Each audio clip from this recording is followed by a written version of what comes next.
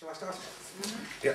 I mean, mine's fairly short. I just want to give a couple of musings about academic writing versus imaginative writing, although they're both imaginative, and then to tell two very short stories.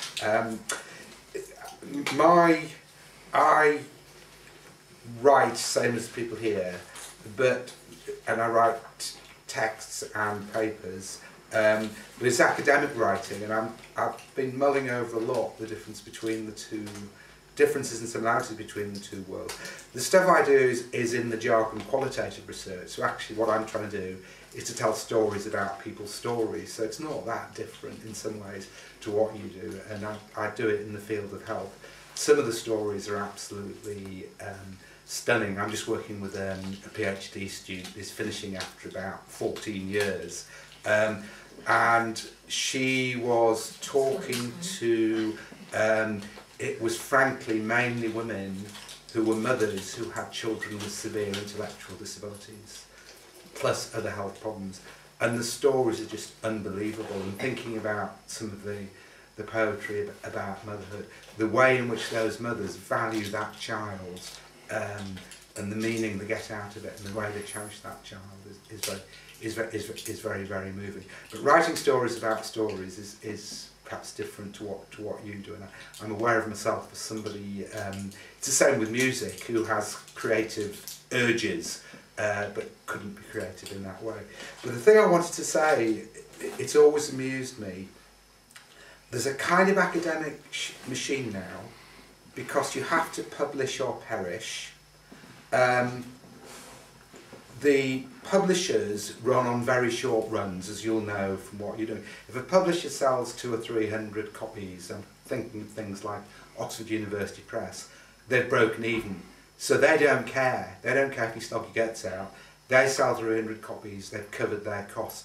A lot of the editing and that goes on in India, and I could give you all kinds of stories about the cultural differences and the disasters that causes. Like people in India, it's no disrespect to different culture, don't have the idea of an author, so they think they can rewrite what you're doing, and that's fine. But anyway, the point I wanted to make about the kind of futility of academia, there are hundreds of universities worldwide. This is global, which I translate as being American, and the universities will automatically order one copy of every book that's within a certain genre. Now you get to about 300 just with that, and the logic of that is, you can, in my field, you can publish something, it's actually quite easy to get published if you slog your guts out to do it. All these libraries will buy the book. The trick is to get people to read it, and actually it doesn't matter. And I have this image of all these academics churning out these books, which of course promote their careers, and they can tick the right boxes. The libraries all buy them, and then they sit in the libraries.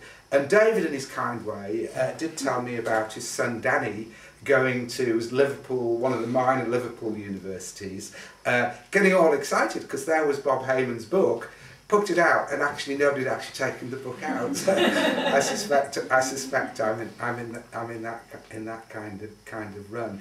And final thought about that is that in my field of kind of being an avuncular type character at my age, and working with lots of young academics who are desperate to publish, you can get a kind of solipsism about it as well. One of my little jokes is, you never ask an academic what his research is about, because you won't get away for another half hour. And some have just kind of no reflectivity about, well, is this of interest to somebody else? I say to people, well, I'll have a look at your paper because I might be able to help you. And they're saying, well, all right then, but you have to sign something saying that you won't pinch the ideas and then copy it. Well, excuse me, getting anybody to even think about your ideas is a huge challenge. So there's a kind of naivety about it. Anyway, these are three random thoughts. The second one is about cake, and Ruth was laughing at this because she knows this story. And this is true.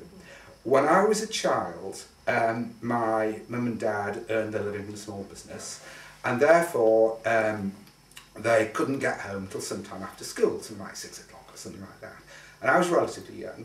So my mother, who was from Austria, used to make me a coffee cake, and it was a huge coffee cake, and the description was spot on. It just brought it all back to me, the hard icing on the top and the soft icing in the middle. The trouble was, it had to last for 5 days. Now, I was perfectly capable of cutting it into 5, but I couldn't do it. So I used to cut it into 4, and this was a huge cake.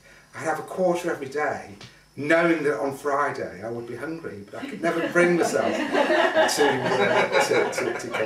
get it into 5. And the final one, which is quite short as well, and it's got a little twist to it. My dad was a German refugee.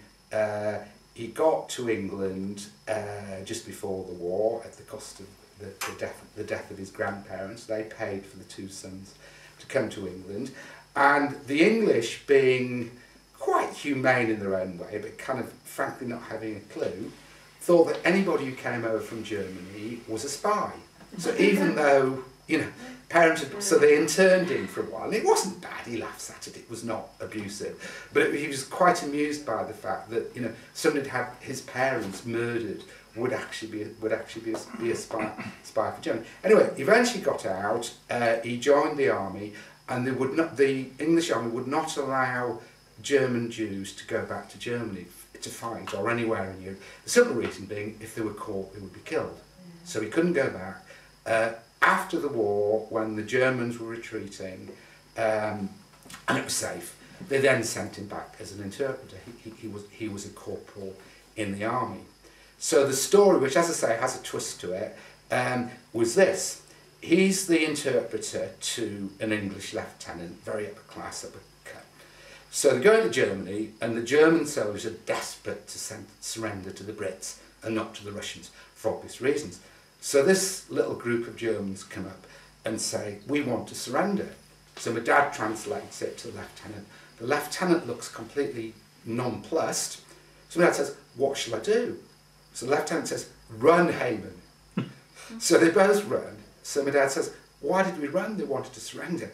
He says, this may not be literally true. He says, I'm not a colonel. Only a colonel can take a surrender.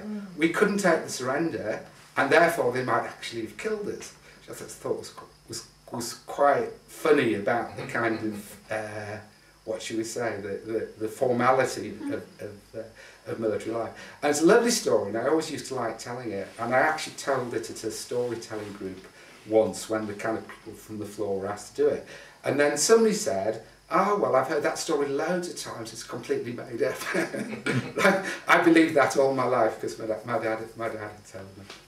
So that's my little snippet.